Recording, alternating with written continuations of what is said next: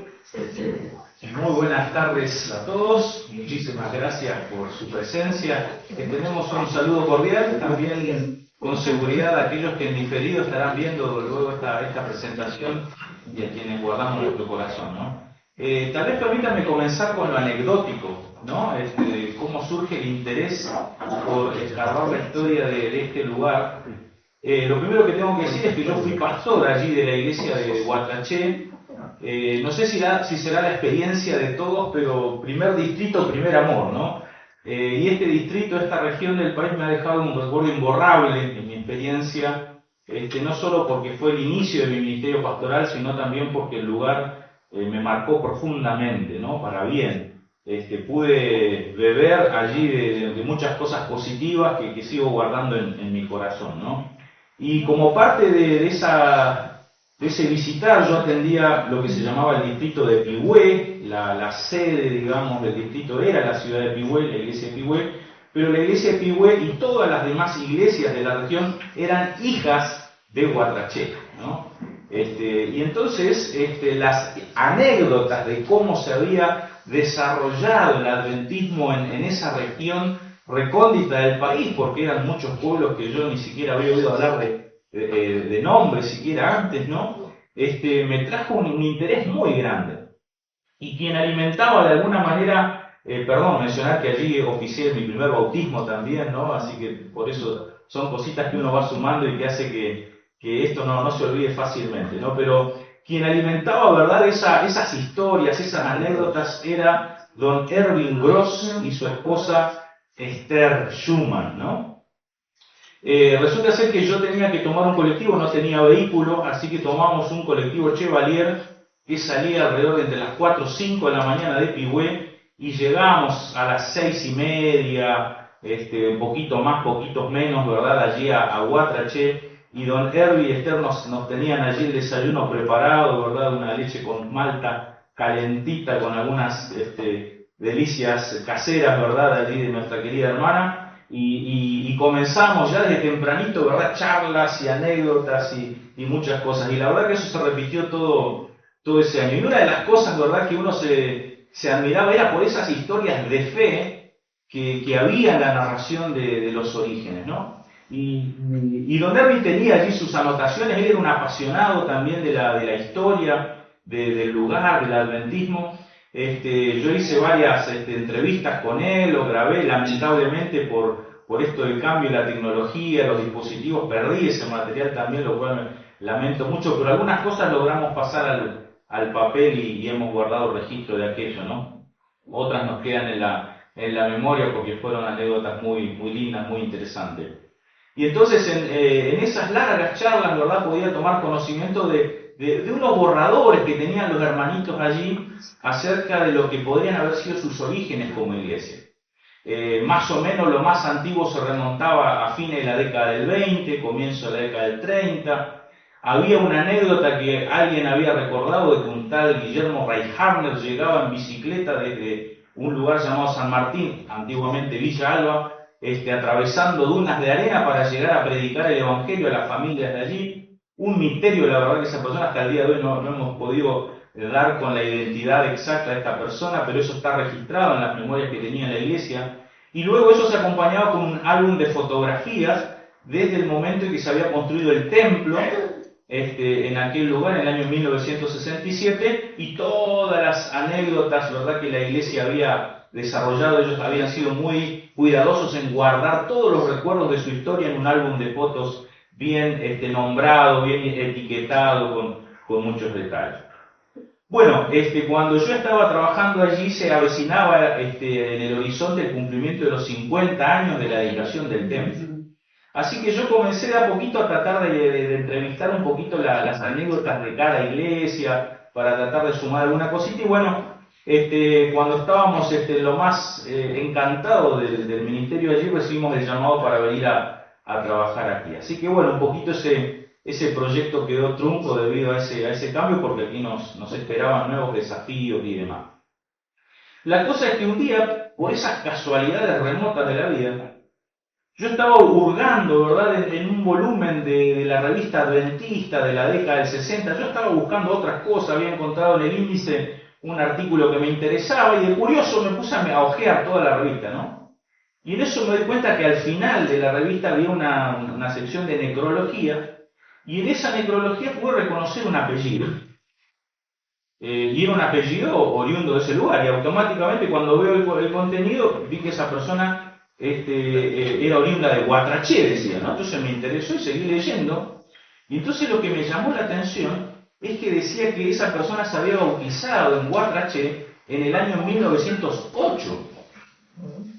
Y entonces eso despertó mi curiosidad porque hasta ese momento nadie en la iglesia de Guatraché pensaba que la iglesia podía, o los miembros de la iglesia podían haber tenido, ¿verdad?, un origen tan antiguo, tan remoto como comienzos del siglo XIX. Así que a partir de allí lo que hice fue un trabajo muy casero, muy manual, de hurgar en todos los números de las revistas adventistas, desde su primer número hasta el último, revista número por número, y fuimos encontrando material en abundancia, de primera mano, de todos aquellos que vivieron, los misioneros que pasaron por allí, y eso nos dio la posibilidad de, junto a otros registros que teníamos, ¿verdad?, hacer un repaso casi pormenorizado de lo que fue la historia desde sus comienzos, ¿verdad?, hasta, llegamos hasta la dedicación del templo, digamos, ¿no?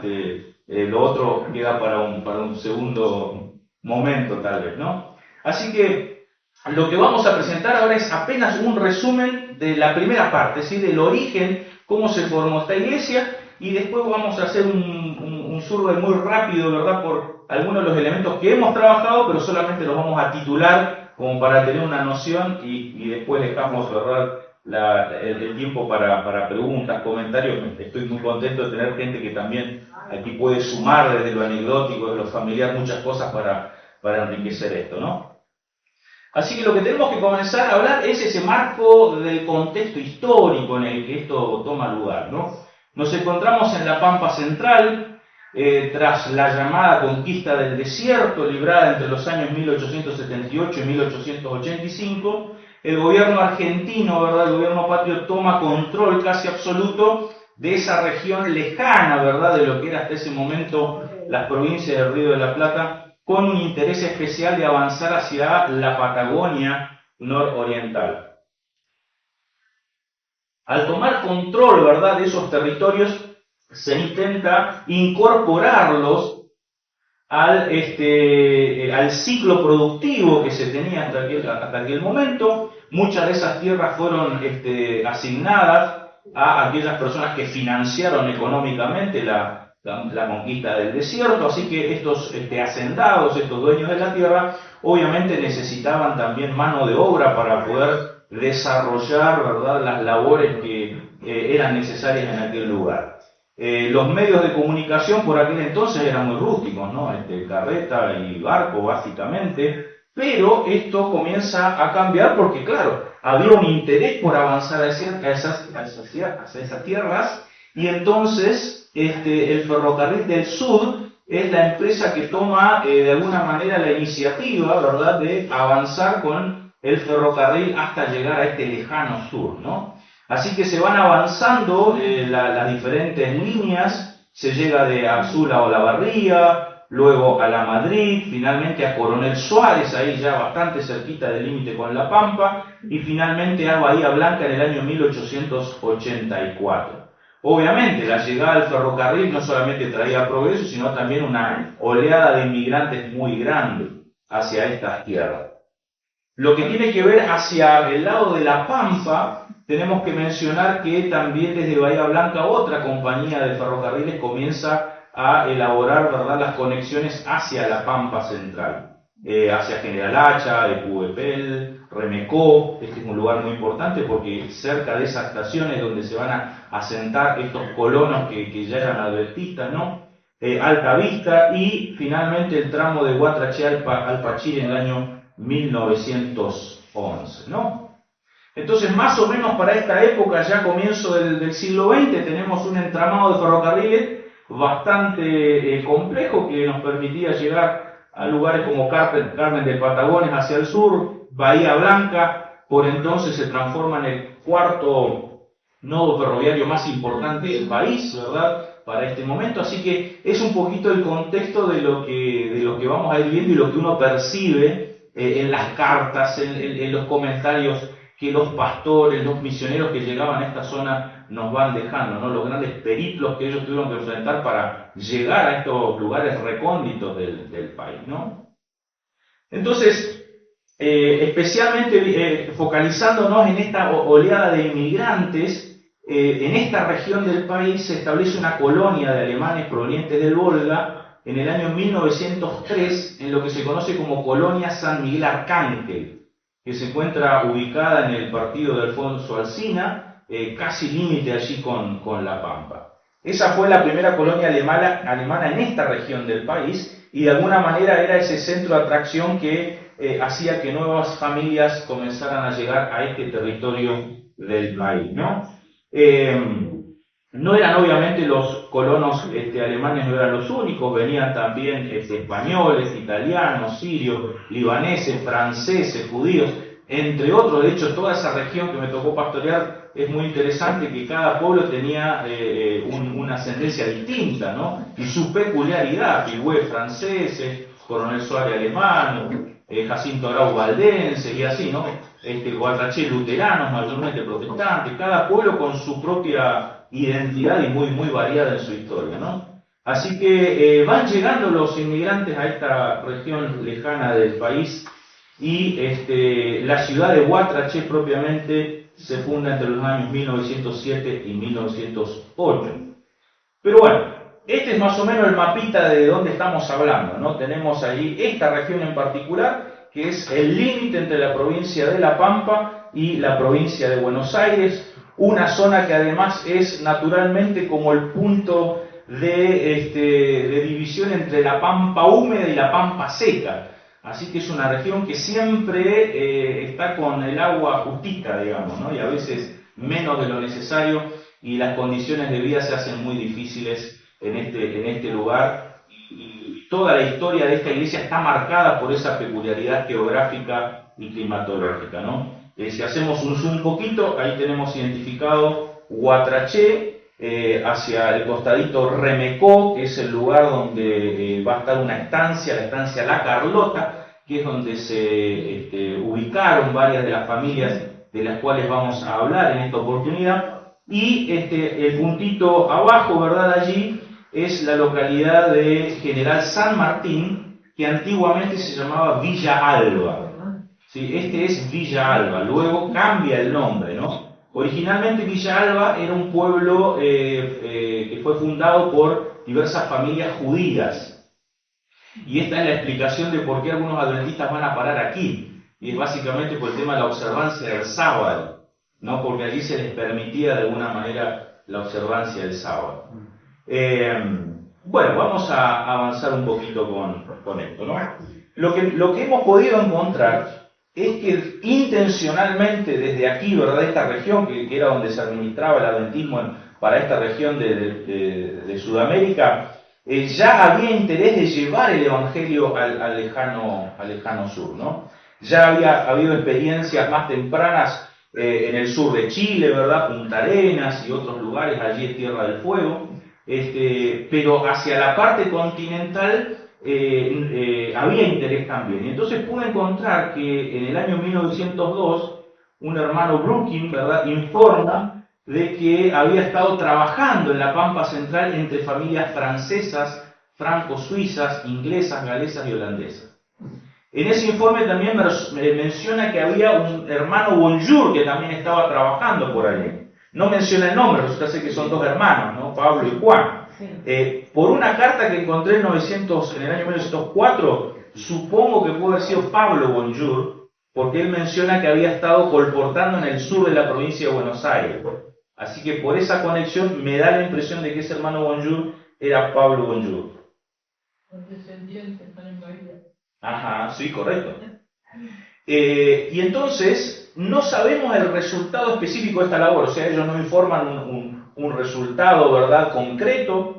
Evidentemente estuvieron llevando sus libros, ¿verdad?, pero no hay nada. El pastor José Westphal, varios años después, haciendo unas memorias de su trabajo, de sus labores y de su paso por esta región, menciona que hasta ese momento había sido difícil ganar una entrada con la verdad en este lugar.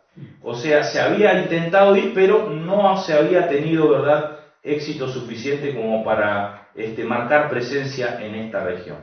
Ahora, ¿cuándo se va a cambiar esta situación difícil? Bueno, de una manera providencial. Resulta ser que llegan a esa región del país un grupo de familias provenientes de Rusia y de Rumania que ya habían conocido el mensaje adventista estando en Europa. Vamos a mencionar los detalles precisos de estas familias y demás, ¿no? Pero es muy interesante esto, ¿no? Porque se da una situación en paralelo, es decir, estos adventistas no toman conocimiento del adventismo acá, sino que ya vienen inclusive bautizados desde Europa, ¿no? Originalmente estas familias se ubican en Coronel Suárez, que era un lugar donde ya había 3 colonias alemanas, allí cerca de Coronel Suárez. Obviamente les resultaba bastante difícil el tema del trabajo por la observancia del sábado, deben haber tenido varios problemas. Finalmente logran comenzar a trabajar para familias judías y a partir de allí van emigrando poco a poco hacia La Pampa, ya sea Villa Alba o la estancia La Carlota. En concreto, esas familias que llegaron son la familia Haupt, la familia Peter y la familia Klatt, ¿no? Vamos a hablar un poquito de cada una de ellas.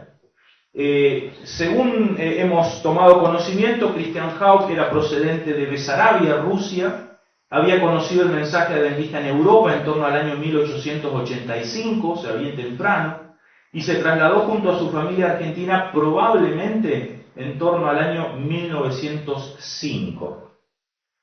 La familia Peter ingresó el 1 de julio del año 1905 en el barco Capitán Roca procedente de Hamburgo. Los padres de familia eran Johann o Juan Peter, su esposa Federicia o Federica Valevein, de 44 años cuando ingresaron, y tenían por aquel entonces varios hijos, ¿no? Jacob, Eduardo, Daniel, Otilí, Johannes, Matilde y Otto. De paso, estas familias numerosas también perdían varios hijos, ¿no? En el viaje, por lo general, varias familias perdieron a algunos de sus hijos y en su llegada a estas tierras también perdieron otros más, ¿no? Todos ellos se registran, ¿verdad?, en el ingreso al país de nacionalidad rusa. En cuanto a la familia Klatt, eran Gottlieb Klatt y María Waldauer. Eran hijos de padres alemanes, aunque habían nacido en Besarabia, Rusia, por aquel entonces, hoy Ucrania. Tras casarse el 13 de noviembre de 1881, se trasladaron a Rumania, donde vivieron en aldeas alemanas en la región de Transilvania.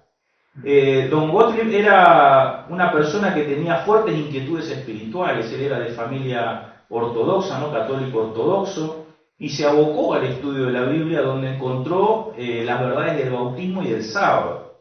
Eso le llevó a una búsqueda personal de tratar de encontrar una iglesia que de alguna manera enseñara también estas verdades. Y eso ocurrió al parecer cuando se topó con algún pastor de origen alemán que estaba realizando una serie de conferencias. Yo tengo la teoría de que ese pastor era el pastor Conradi. Me da mucha impresión por varias razones.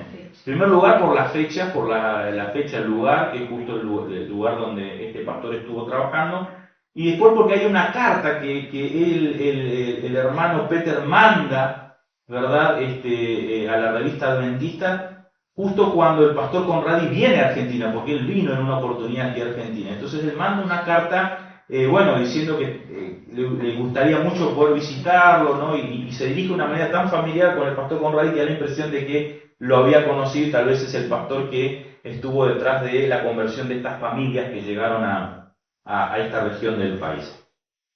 Bueno, tras asistir a las reuniones de este pastor, el matrimonio fue bautizado el 16 de noviembre de 1890, probablemente junto a algunos de sus hijos mayores, o ellos deben haberse bautizado poquito tiempo después, pero todo antes de venir a Argentina, ¿no? Obviamente las situaciones de guerra por aquellas tierras fueron más que suficiente razón para que ellos buscaran nuevos horizontes y de allí llegaron a Argentina el 22 de noviembre del año 1905 en un barco procedente del Bremen.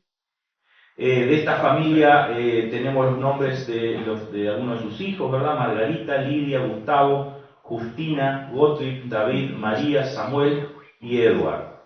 Ellos perdieron a los dos hijos menores aquí en Coronel Suárez una vez que habían llegado. Bueno, en torno al año estar por aquí, ¿verdad? Ellos se trasladan ahí a Villa Alba, que era esa creciente colonia judía de la época, ¿no? Bueno, entonces una vez ya radicadas estas familias en este lugar, se produce la primera conversión, digamos. Estas familias comienzan a predicar a sus vecinos y es así como tiene lugar el siguiente episodio, ¿no? Una de las anécdotas familiares que se registra cuenta así, ¿no? El hermano Peter, un día domingo, estaba labrando la tierra, estaba trabajando en su campo, y su vecino, don Heinrich Nicolaus, o Enrique Nicolaus, se le acerca para recriminarle cómo podía ser de que él estaba trabajando en el día del Señor. Esa recriminación generó un interesante diálogo donde el hermano Peter de alguna manera le fue mostrando a partir de las escrituras acerca del verdadero día de reposo, lo cual le generó mucho interés a don Enrique Nicolaus, y fruto de ese interés comenzaron a estudiar la Biblia, ¿no?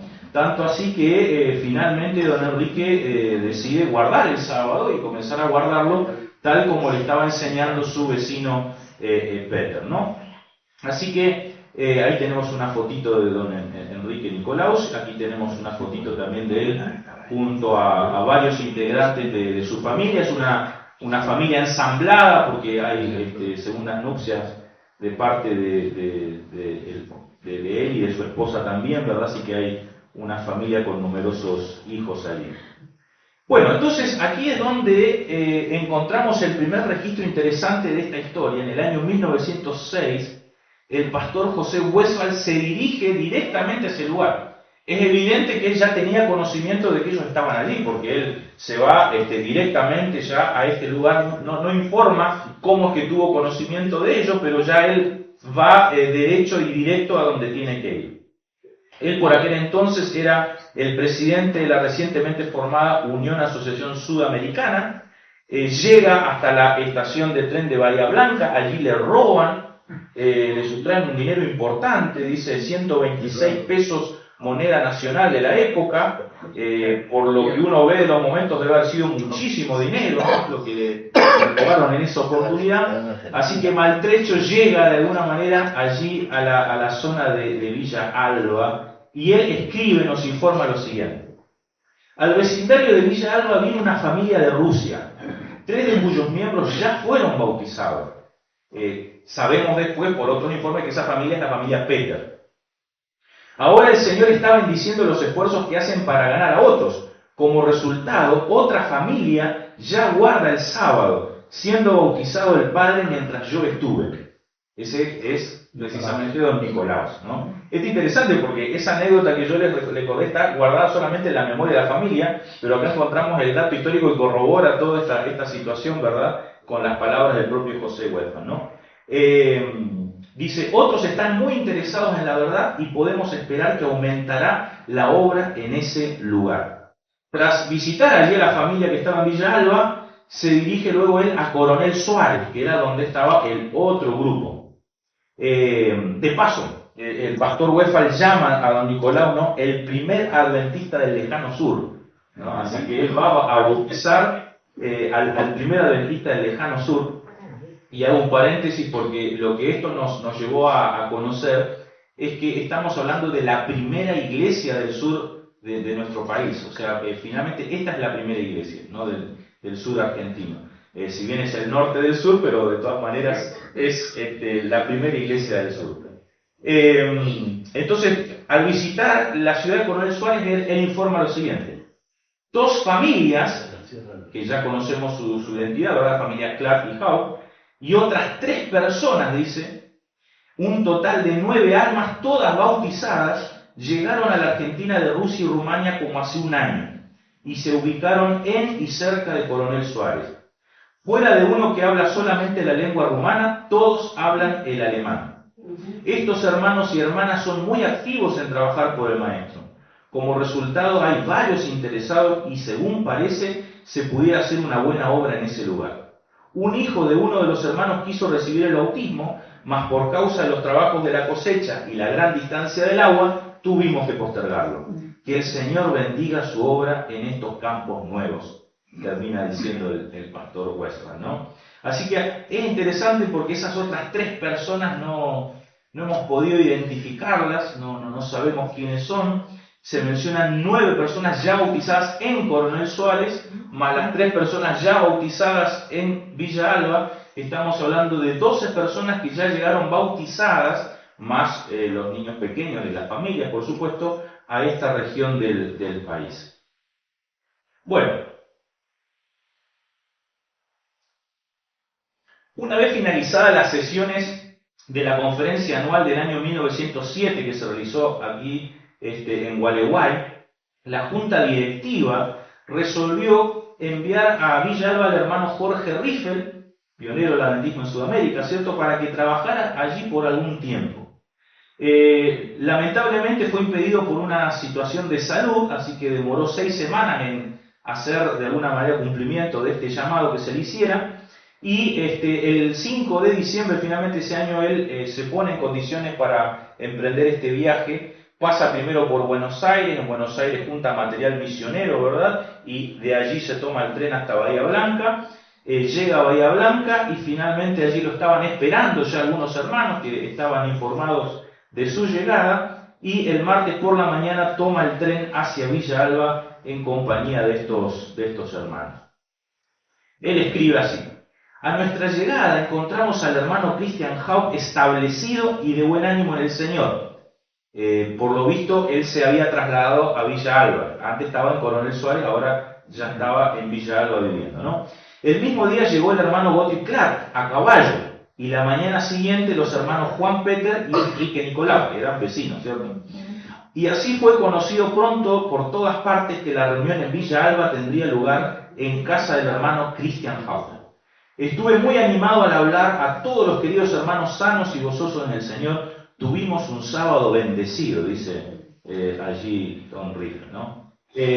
Siendo que ahora es la cosecha y los hermanos muy ocupados, solo los puedo a más del sábado visitarles en sus hogares. Esperamos al hermano Westphal, entonces habrá un buen número que serán sepultados en el bautismo con su Señor y Salvador. Yo estoy feliz y de buen ánimo en el Señor en poder estar con los hermanos aquí. Mi deseo ferviente es que el Señor traiga muchas almas en esta vecindad al conocimiento de la verdad. Orad por la obra aquí en el sur, vuestro humilde hermano en el Señor, ¿no? Así que ahí llega, ¿verdad? Hubo otro obrero para confirmar la obra, para hacer evangelismo, estuvo predicando, ¿verdad?, en las casas de estas familias y trayendo varios interesados, ¿verdad?, a esto. Ese mismo año, la conferencia Unión Sudamericana, que tuvo lugar acá en esta localidad, ¿verdad?, se vuelve a votar que en esta oportunidad sean los hermanos Godofredo Bloch y Jorge Riffel los que vuelvan nuevamente a trabajar en esta región para consolidar la obra que se estaba realizando. En un número de este año, en la revista Adventista Interesante, que aparece por primera vez el nombre de Villa Alba en el informe de las iglesias y de las escuelas sabáticas que había en el país. Y ahí ya aparece con 34 miembros, una asistencia media de 23 personas, 2 clases, 18 adultos, 16 niños y bueno, la colecta también, el importe de la colecta de ese mes, ¿no? Bueno, esos informes se ve que eran irregulares porque llegarían a medida que alguien iba hasta ese lugar a buscarlo. Así que hay meses donde Villa Alba no aparece en el registro y meses donde de pronto aparece un consolidado de todos esos meses. Y lo interesante es que uno va viendo el crecimiento, cómo el informe tras el informe ese número de miembros va creciendo y va creciendo cada vez más. Entonces, conforme a lo votado, evidentemente el pastor Riffel no puede acompañar, pero sí el pastor Godofredo Bloch es quien es quien va a Villa Alba el 27 de julio del año 1908. Nuevamente es recibido por los miembros de las 3 familias que ya hemos identificado. Su misión en ese lugar era consolidar la obra, ¿verdad?, que se venía realizando por los hermanos en aquel lugar. él comienza a hacer ya un evangelismo más decidido, ¿verdad? Con semanas de predicación allí en este lugar. Evidentemente estuvo varias semanas trabajando en este lugar, entre los hermanos de esta región. Y él nos da un informe muy interesante de su trabajo allí. Dice: por 3 semanas celebramos reuniones entre ellos en 4 diferentes lugares. En un lugar fuimos convidados a celebrar reuniones otra vez, lo que hicimos, y se mostró mucho interés. Una familia vino 6 leguas para presenciar el bautismo que celebramos más tarde.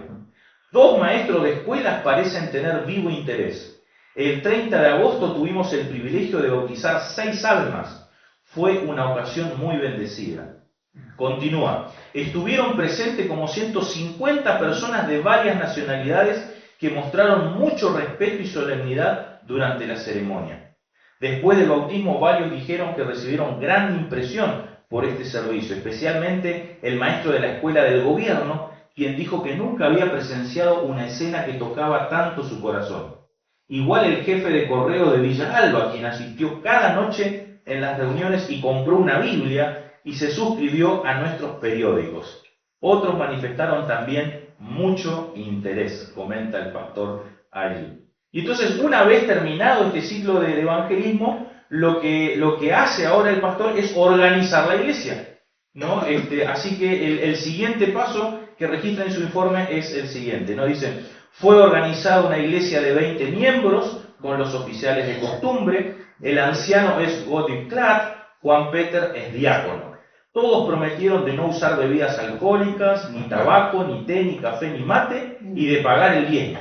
Aunque pobres ellos, juntaron la buena suma de 170 pesos, ¿verdad?, para la obra del Señor. Que Dios bendiga a estos queridos hermanos. Termina el informe del pastor de estas semanas de trabajo allí, ¿no? Así que esta es la fecha, no tenemos el día exacto, pero sí el año, ¿verdad? El año 1908 es cuando se organiza la iglesia de Villa Alba, por ahora, ¿verdad? Porque era donde estaban la mayoría de las familias, pero que en realidad reunía un grupo de familias que estaban bastante dispersos, ¿no?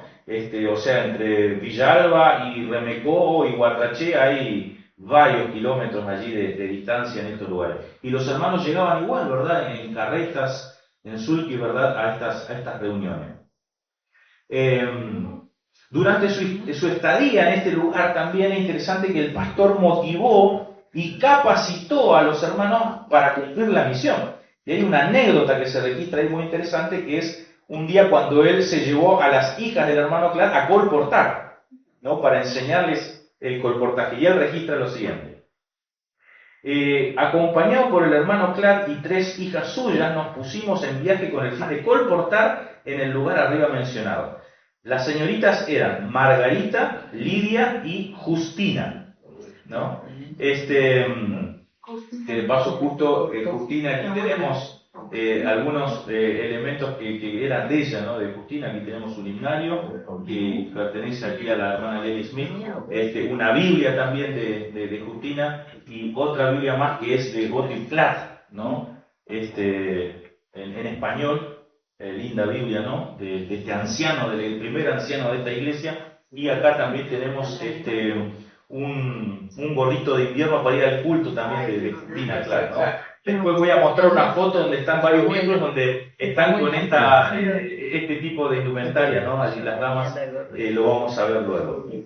Y entonces sigue diciendo el pastor aquí, ¿no? Después de haber entregado a cada una de ellas algunos ejemplares de PP, ahora no me acuerdo, yo había averiguado qué era, pero tengo que ver que era un material que se colportaba en aquel momento, varios tratados y libros, nos separamos para emprender el trabajo. Al cabo de 3 horas nos volvimos a juntar.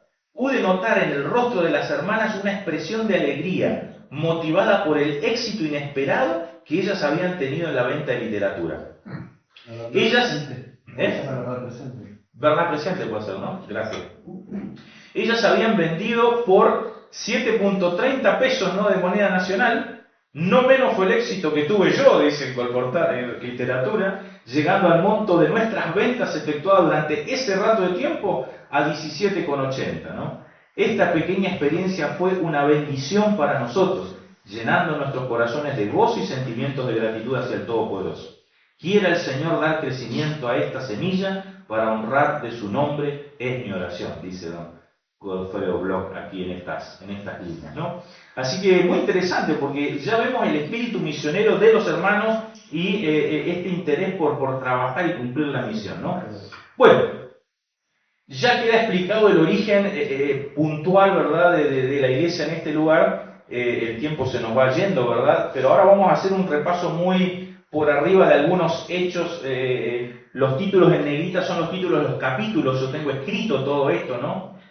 Así que hay varias cositas que voy a ir mencionando solo al paso, ¿verdad? Pero después podemos compartir el material que tenemos.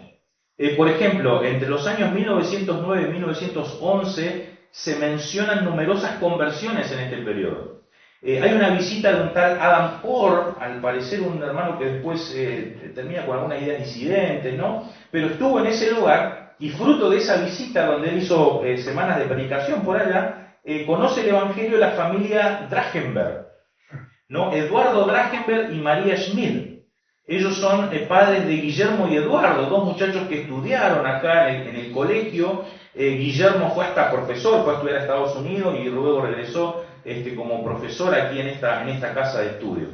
En este mismo periodo también tiene lugar la conversión de la familia X, ¿no?, de David X y Julia Rychlewski.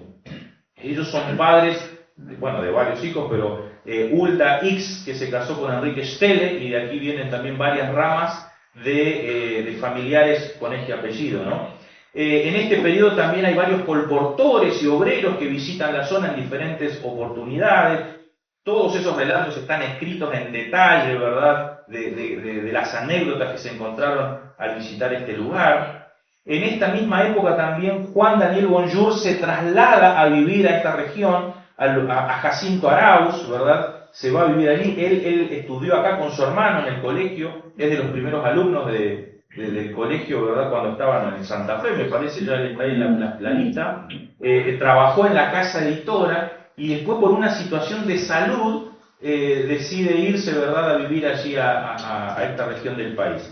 Se va con sus hijos, los hijos después los manda a estudiar aquí, así que él tenía una linda casita y hay que destacar del hermano Bonjour que fue uno de los pilares en el desarrollo de la iglesia en aquel lugar. O sea, él era un hermano muy generoso y todo el tiempo estaba pactando recursos en función de las cosechas, y todo ese dinero se usaba para pagar semanas de evangelismo, compra de materiales misioneros y muchas otras cosas.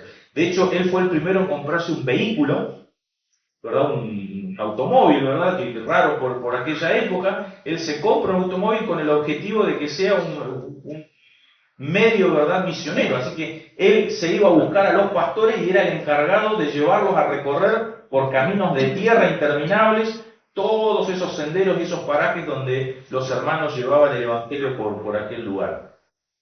En este momento, en este periodo también se da la conversión de María Schmid, viuda de Schumann, y de allí todos los adventistas de apellido Schumann también provienen de esta familia. En esta época también Margarita Clark y Gustavo Clark vienen a estudiar acá al colegio. Margarita es de las primeras graduadas de enfermería del Colegio Adventista del Plata, y Gustavo Clark fue pastor que trabajó muchos años en Perú. La mayor parte de su ministerio lo hizo allá en Perú. De este periodo de la historia también encontramos anécdotas de lo que nuestros hermanos en aquel lugar debían padecer, fruto de la intolerancia religiosa. Hay incidentes que narran allí. Por ejemplo, un día un hermano iba de camino, una banda de hombres salieron a su encuentro y lo golpearon, ¿verdad?, por ser protestante, sabatista, ¿no? Así que hay varias anécdotas que muestran la dificultad que tenían los hermanos, y su gran anhelo era poder vivir todos más cerca los unos de los otros. Todos vivían muy dispersos y su anhelo era poder tener campos y lugares todos cerca para también construir una iglesia. El sueño de ellos era construir una iglesia, ¿no? Aparece vez tras vez en varias partes, ¿verdad?, ese anhelo de poder tener su lugar de culto en este lugar. Aquí una fotita de esta época. Tenemos allí la foto de la familia X, padre y madre y algunos de sus hijos. Allí tenemos una fotito también del estado actual de la casa de don Bonjour. Hoy esa propiedad fue vendida. Él en su vejez se va a vivir a Pigüé.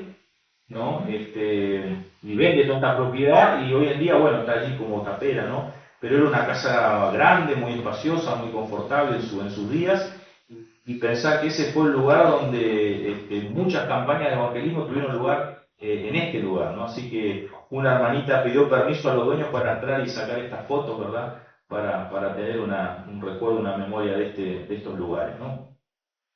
Bueno, ¿quién fue el primer pastor distrital? Porque hasta este momento los pastores iban un par de semanas y ellos seguían trabajando porque el campo de labor era todo el territorio, ¿no? Bueno, el primero que podíamos considerar bajo la nómina de pastor distrital, es decir, un pastor que se traslada a vivir a ese lugar y atender desde allí a la comunidad de hermanos, fue el pastor Luis Ernst, que estuvo durante los años 1912 a 1916. Él venía de servir en Uruguay y de ahí es llamado a servir a esta región del país. De este periodo se mencionan conversiones en Jacinto Arau, donde estaba el hermano Bonjour. Hay un crecimiento exponencial de la membresía en este periodo, casi que se triplica, ¿verdad?, la iglesia y los adventistas en esta región del país. En esta época también se produce la llegada de los hermanos Fayard, dos hermanos franceses que ya venían adventistas de Francia, ¿verdad?, escapando de la guerra, ¿verdad?, llegan a este lugar, y bueno, varios Fayard han salido de allí, seguramente varios conocidos de ustedes también. Interesante que en este periodo, mientras está Luis allí, se realiza en Guatraché una reunión especial semejante a los congresos, a las reuniones que se hacían acá, donde se congregaban a todas las iglesias de aquel entonces este territorio, pero como estos hermanitos estaban tan lejos, la sede administrativa decide ir y replicar lo que hacían acá, replicarlo para todos los hermanos allá, mostrando que era un lugar donde la membresía estaba creciendo rápidamente, ¿no? Y era un lugar de interés para la iglesia. Se llevó una carpa, se montó, ¿verdad?, y una semana de evangelismo también, previo a la llegada de los delegados que iban a estar y los pastores que iban a estar atendiendo ese lugar. Así que es muy interesante todo esto. De esta época también un testimonio muy lindo, que vale la pena leerlo en detalle, pero es la conversión de la familia Sicalos y Gordianco. Ellos conocen el Evangelio allí, son de allí. No sé si lo sabían todos, ¿verdad? Pero las familias Sicalos son conversos de ese lugar, pero entonces conocen el Evangelio y ellos deciden ir a buscar a gente de su comunidad, ¿verdad? Y sabían que en Uruguay había una comunidad y deciden irse a predicar el Evangelio allá, ¿no? Y Gottlieb y Clark cuenta ahí un diálogo, ¿no?, que tiene un entredicho, porque Gottlieb decía, no se va, ¿cómo? ¿Vos me viniste a predicar el Evangelio a mí? Le dice, ¿no? Y ahora no me dejas que yo vaya a predicar. Y entonces finalmente la iglesia los acompañó y se van a Uruguay como misioneros de estas dos familias, y bueno, ahí ustedes saben que también se asentó y se desarrollaron estas familias en Uruguay. Bueno, aquí otras fotitos, ¿no? Tenemos allí los hijos de Guillermo Fayard, por un lado, y luego la otra es una fotito que encontré en la Review and Herald, en un informe que se envía desde aquí a esta revista. Se nos dice que están los hermanos allí en Guatrachí, obviamente Guatraché, pusieron mal la coma, ¿no? Decía Pampa Central, coma Argentina, tendría que ser, y esa es una casa de uno de los hermanos.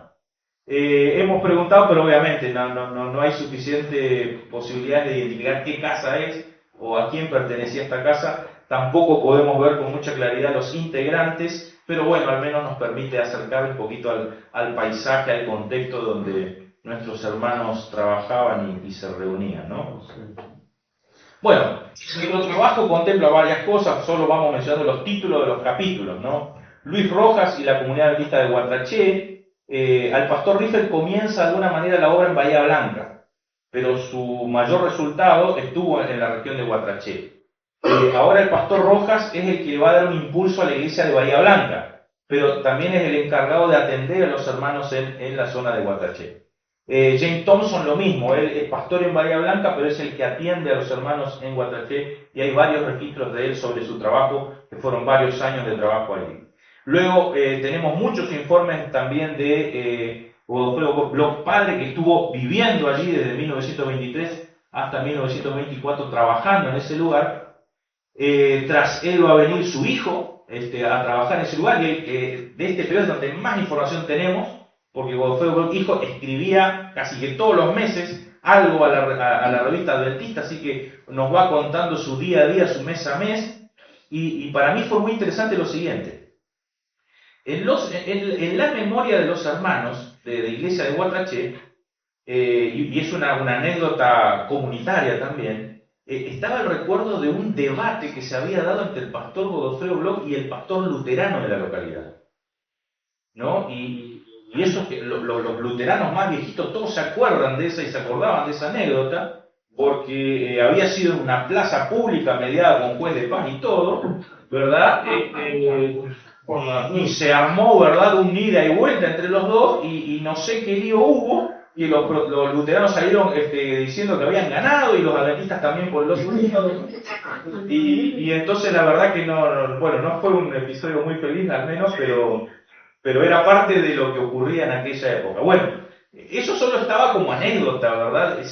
Con algunos detalles vagos, tal vez, ¿no?, de la memoria colectiva, pero logré encontrar el informe, o la versión al menos del propio Godofredo, que narra en detalle cómo fue un poquito esa experiencia. Bueno, muchos informes de Godofredo de este periodo. Los hermanos recordaban que el pastor Godofredo tenía un coro, había armado un coro con varios hermanos de iglesia, ¿verdad?, que se reunían allí a cantar todos los viernes, ¿verdad?, y otros días de la semana a cantar en este lugar, ¿no?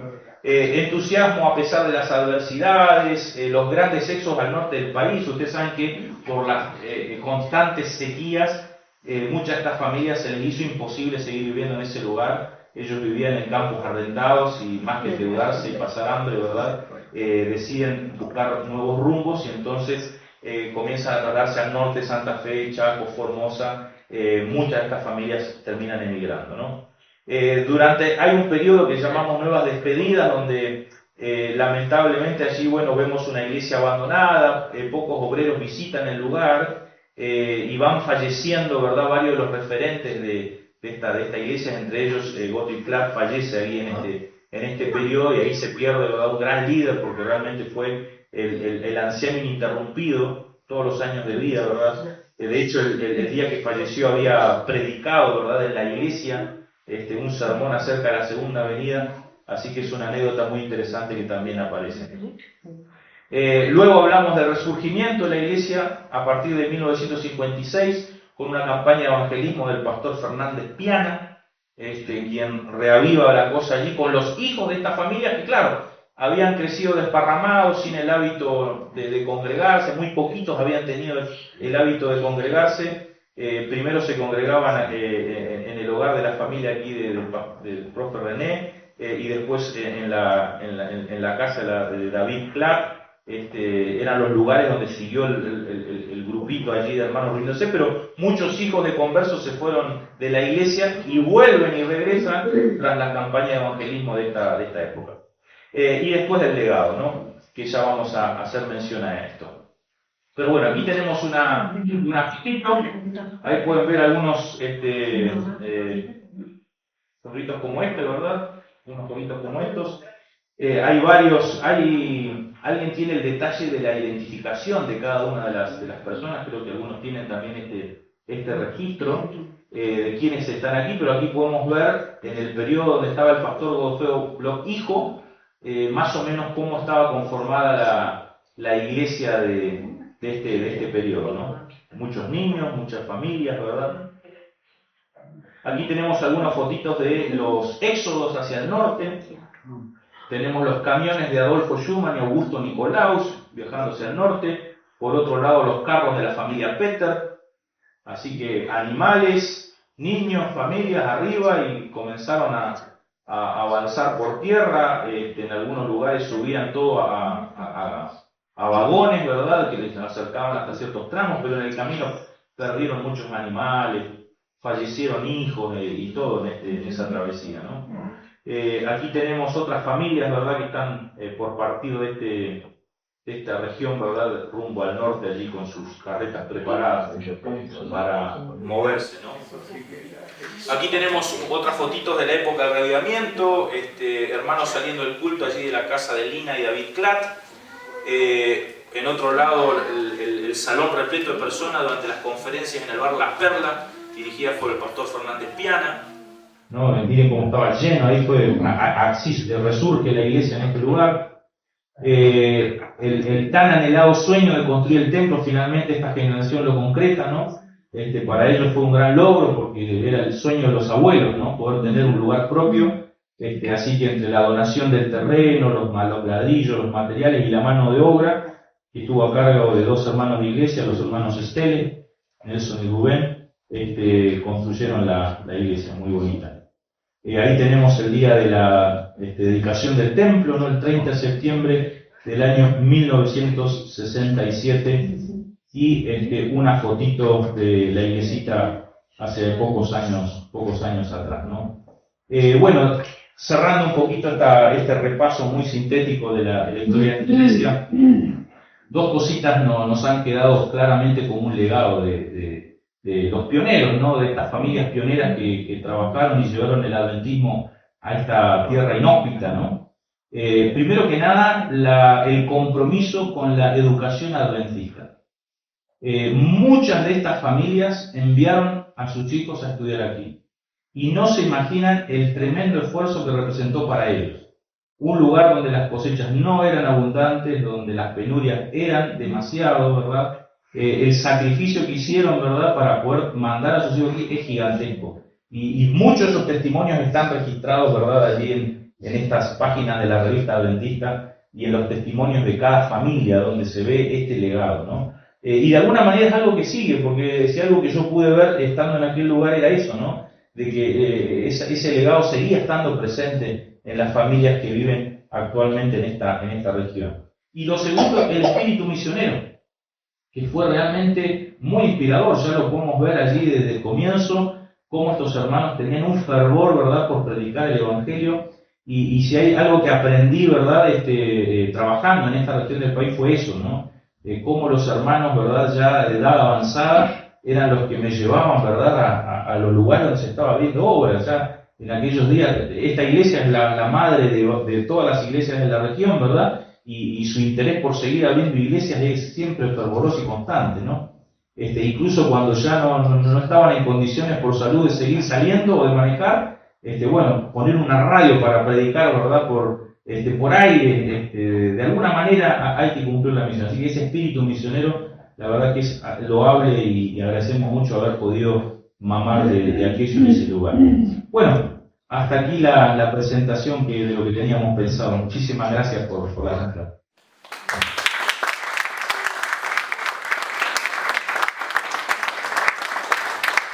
Excelente, muchas gracias acá.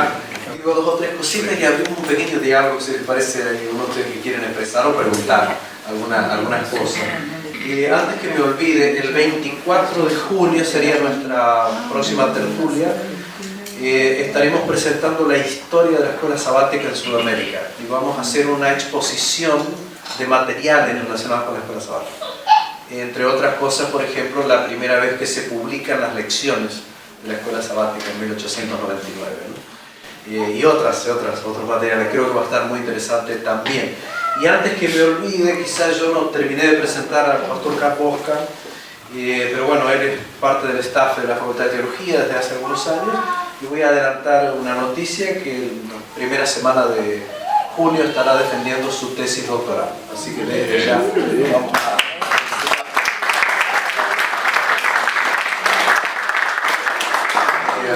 Bueno, gente, vamos a abrir un pequeño diálogo. Así que se dijeron muchas cosas y realmente fueron muy interesantes. Muy interesantes. Daría para 3 días más, sin ninguna duda. Pero aquel que tenga ganas de contar alguna cosita o preguntar, aproveche la experiencia y la investigación de Carlos, que ha sido fantástica, ¿no? Paso, siempre quedo con esas ganas de que ese material esté disponible, porque hay muchísima información. Repito, es un libro que está completo prácticamente.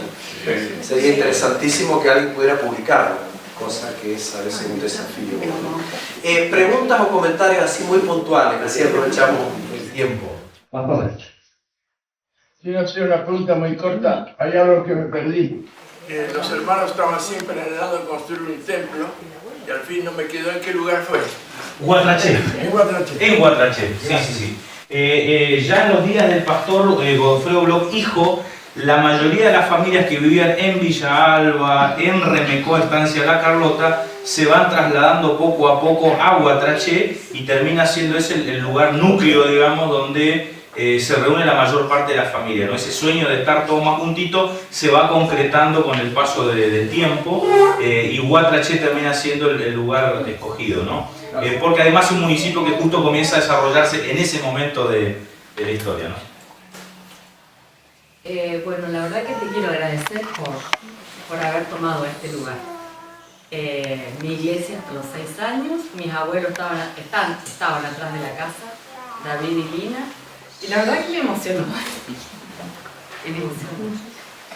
Sí, bueno, yo tengo que mencionar a mucha gente que me ha acompañado, pero por ejemplo tuve el privilegio también de acompañar a Milton Klatt, que fue el siguiente anciano de la iglesia, o sea, el primer anciano de la iglesia de Guatraché. Cuando se construye el templo fue él, por un tiempito, ¿verdad? Y después fue Erwin Gross muchos años, ¿no? Así que históricamente una iglesia que no ha tenido muchos cambios, ¿no? Y que el liderazgo ha sido sólido a través de los años, así que muy bonita también las anécdotas que hemos vivido así, ¿no?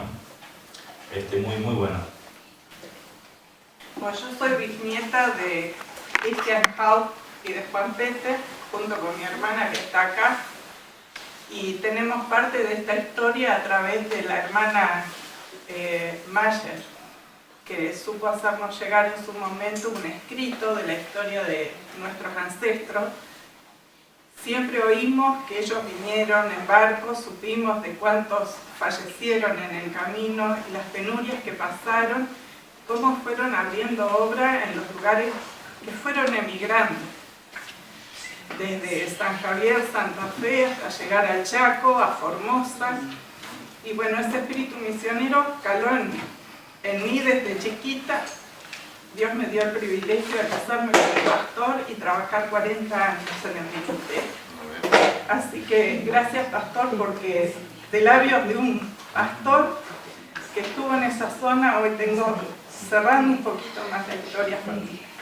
Bueno, yo aprovecho las palabras de mi hermana para hacer tal vez un pedido también, ¿no? Porque las fuentes que uno estuvo trabajando son básicamente las que tenían los hermanos de Guatraché y lo que yo fui encontrando en la revista Adventista, pero acá tenemos, ¿verdad?, representante de varias familias, y si hubiera fotografías, registros familiares, ¿verdad?, que pudieran compartir, sería una bendición, porque podríamos sumarlo al trabajo, enriquecerlo también con los registros que ustedes tienen de su propia identidad familiar, ¿no? Así que muchas gracias también por eso, ¿no? Aquellos que nos vienen acompañando hace años saben que estas tertulias sirven también para acrecentar el acervo histórico del Centro de Investigación PAI y del Centro Histórico Adventista. Es decir, cualquier persona que tenga fotografías o documentos, sería bueno que las acerque. Nosotros siempre tratamos de digitalizar el material y devolver, pero quedaría como para futuros estudios y curiosidades de personas que quieran saber más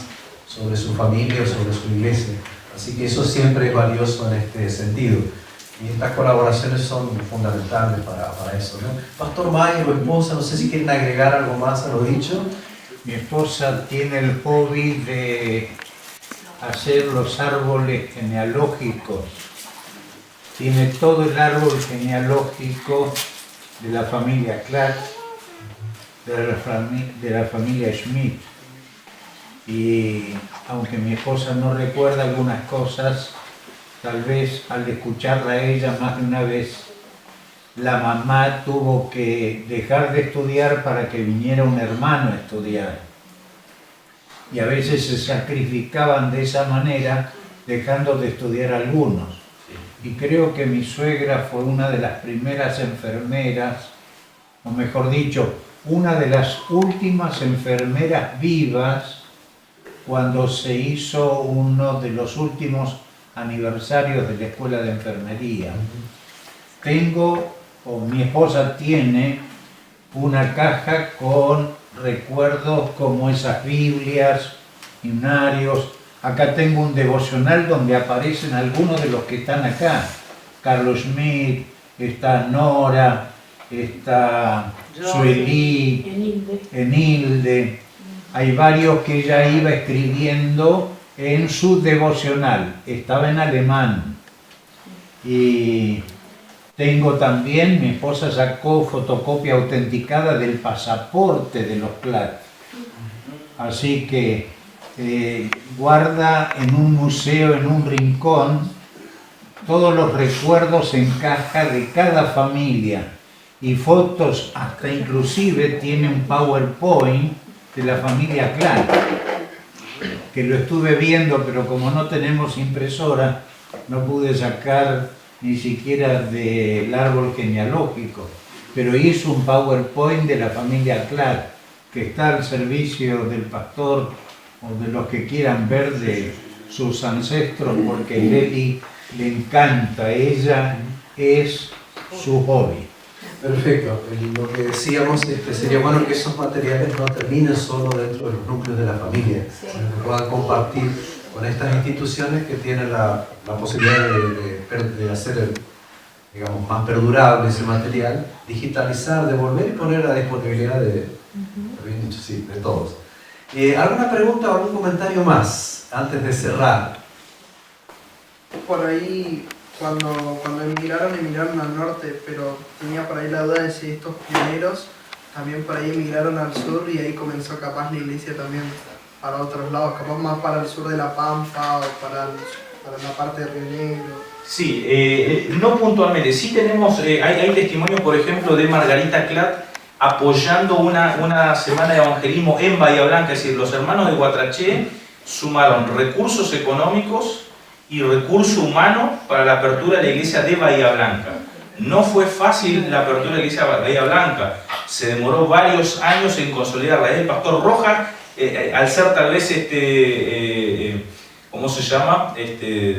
Una persona no ascendencia, digamos, alemana, sino más criollo, tuvo mejor desempeño allí en la región de Bahía Blanca, y la iglesia de Bahía Blanca se consolida al ser la iglesia más importante después de toda esa región, ¿no? Pero todo eso no hubiera sido posible sin el trabajo misionero de los hermanos de Guatraché y región, que con sus recursos y con el recurso humano que enviaron también a ese lugar, se permitió. Luego, básicamente, el legado es a nivel mundial, porque los hijos de estas familias vinieron a estudiar acá, se formaron como misioneros y de aquí comenzaron a servir a todas partes del mundo. Es decir, Fayal, Schmidt, Sicalo, Dragenberg y demás están repartidos por el mundo, digamos, de alguna manera como misioneros, ¿no?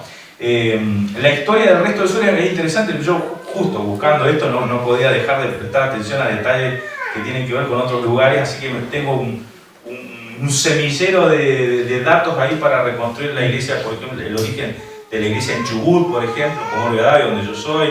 En Neuquén también encontré unos datos interesantes, pero fue por otras vías, ¿no? No necesariamente vinculado a ella. Fayal se casó con una Clat. Sí, no, las familias estas están todas de alguna manera entremezcladas, ¿no? Así que en todos los árboles genealógicos hay integrantes de todas estas familias, ¿no? Así que es interesante. Lo que me llamó la atención siempre fue el espíritu misionero de los Clat. Recuerdo más a los Clat, al hermano Gross también, pero estando acá mis suegros, viviendo acá, siendo mi suegro el jefe de la panadería, de la fábrica de jugos, no había sábado que no fueran a Costa Grande a hacer obra misionera. Costa Grande era el desafío de ellos, y todos los sábados allí estaban yendo para hacer la obra misionera, ¿no? Sí. No, o sea, el núcleo de estas tres familias, vieron que puse la personita con el signo allí porque no tengo una imagen, ¿verdad?, de estas personas. Si alguno tuviera allí imágenes, fotografías de Christian Haug, de Juan Peter y de la familia Clat, obviamente van a ser bienvenidas para poder ilustrar mejor, ¿no?, y mostrar estas personalidades. Pero la verdad que Gottlieb Clat fue el pilar de esa iglesia, hasta que mientras él estuvo, la iglesia siempre tuvo un núcleo consolidado de familias, ¿no? Es tras su muerte donde un poquito uno va a ver que la cosa cambia, y además porque muchas familias que tenían espíritu misionario emigraron al norte. En el caso de la familia Peter, Ustedes vieron que ellos están detrás de varias conversiones del lugar, está la familia Peter, ¿no?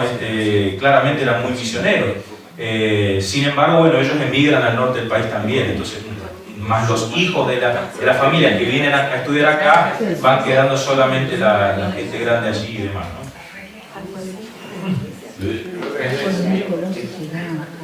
Sí, yo quería comentar algo en relación con el espíritu que tenían así definido con respecto a la educación cristiana. Mi abuela Justina Klatt trabajó aquí, no fue alumna, fue becaria no, industrial le decían en aquel entonces. Ella no pudo continuar estudios, pero cuando conoció esto dijo, esto va a ser para mis hijos. Y todos sus hijos vinieron aquí. Cuando ella quedó viuda, de paso ocupó la casa que hoy tienen los hermanos Juez, los esposos Juez, perdón.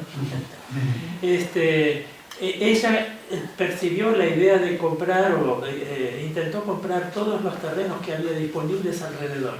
De modo que todas las casas que están aquí, desde lo que hoy es el tío de la UAP, hacia la esquina y después rodeando, fueron propiedad de la familia de Justina, con el siguiente argumento.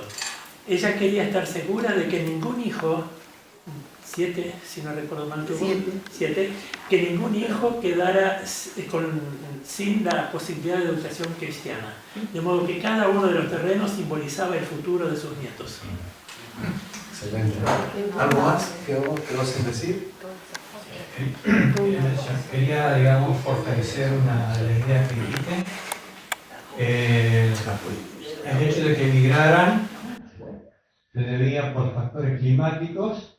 Nosotros tuvimos 5 años en Guadalajara, los hermanos nos contaban que venía el viento y la arena les tapaba la casa. Una semana no podían salir de la casa por la arena que llevaba el viento. Después el viento venía del otro lado y les tapaba el otro lado, ¿no es cierto? Entonces, claro, es comprensible que buscaran otro lugar, ¿no? También el sacrificio que tenían que hacer para ir a la iglesia, ¿no? Mencionaste lo de Jacinto Arauz. De alguna forma tenemos un parentesco con ellos. Y para ir a la iglesia, acá nosotros vivimos a pocas cuadras de la iglesia, ¿no? Pero ellos tenían que hacer como 40 kilómetros. Y entonces se sacaban el calzado, iban descalzos, caminando los 40 kilómetros, o los que tenían bicicleta, iban en bicicleta, ¿cierto? Para ahogar porque no tenían, ¿no es cierto? ¿No? Entonces, digamos, ese sacrificio, ese esfuerzo y esas ganas de estar con Dios y su pueblo en la iglesia, tal vez nos puede ayudar para que podamos tener ese fervor otra vez. Perfecto, muchas Un gracias. detallecito más. Gottlieb Klatt, en Rumania, se dedicaba o trabajaba en una empresa que fabricaba los puentes del ferrocarril.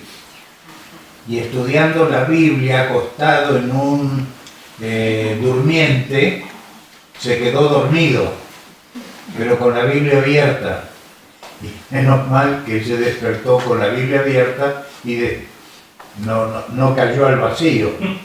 Pero interesante cómo ya venían leyendo la Biblia, estudiando la Biblia y compenetrándose, ¿no? La llevaban a todos lados. Mi papá, Eduardo Peter Haupt, cuando era chiquito, bueno, justamente el hermano decía que de los vientos de La Pampa se fueron a las langostas y lo demás de Chaco, ¿no? De Castelli. Y bueno, ahí se reunían en las casas también hasta que construyeron la iglesia de Castelli, bueno, que es otra parte de la historia, ¿no? De la continuidad de sus vidas. Mientras tanto se reunían en las casas, a veces en la casa de uno, en la casa de otro. Mi mamá cuenta, aunque ella era bautista, pero siempre estaba interesada y con las hermanas de mi papá iban a los cultitos. Se reunían los chicos, hacían culto para los chicos a la par de los grandes. Y su abuelito Christian Haupt todos los viernes de tarde los llamaba en alemán, Kaum Kinder los llamaba a que vengan a recibir el sábado. Bajo los árboles, dicen sus humildes casas, recibían el sábado con los niños. Y bueno, no sé si ellos alcanzaron a ver la iglesia allí de Castelli. pero fallecieron no esperando la iglesia, la gran reunión. Y mi papá también descansa en el Señor a partir del 11 de febrero de este año. Y él cuando vino acá, como también los antepasados, como Justina, dijo, quiero que mis hijos estudien acá. Y con mucho sacrificio, como sus antepasados, logró traer a su familia, que ya éramos seis niños, a mi mamá. Después acá nacieron mis dos hermanos menores. Así que bueno, ese espíritu creo que mi papá lo honró y nosotros también, ¿no es cierto? Las siguientes generaciones, hoy la vida es muy distinta, pero bueno, nos inspira a continuar. Perfecto. Bueno, muchas gracias a todos por este momento. Si quieren quedarse un poquito en diálogo con Carlos, ver algunos de los materiales que han sido traídos, con mucho gusto. Así que gracias, Carlos, de vuelta. Tal vez los saludamos con aplausos.